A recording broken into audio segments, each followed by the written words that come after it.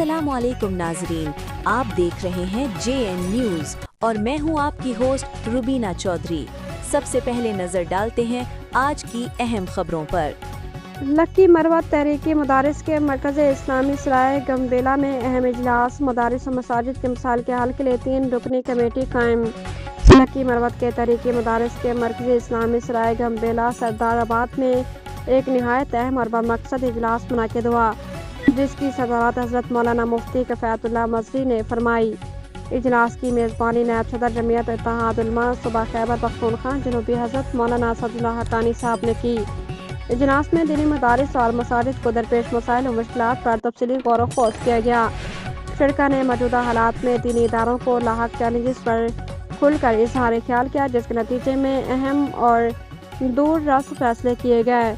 इजलास में मदारिस और मसाजिद के मौसर तहफ़्फ़ुज़ और मसाइल के अमली हल के लिए एक ख़ुसूसी 3 रुकनी कमेटी तश्कील दी गई, जो मुनसिम और भरपूर अंदाज में इन मसाइल के हल के लिए आवाज़ बुलंद करेगी। इजलास में शरीक मुअज़्ज़िज़ उलमा कराम में कारी अब्दुल रऊफ़ साहब, नायब अमीर जमात इस्लामी लक्की मरवत मौलाना वलीउर रहमान साहब, हाफिज़ इकरामुल्लाह मौलाना अजब नूर साहब, मौलाना अव्वल जान, मौलाना बशीर अहमद हक्कानी, मौलाना एहसानुल्लाह दरवेश और मुफ्ती सिबगतुल्लाह नमानी बैटनी साहब शामिल थे।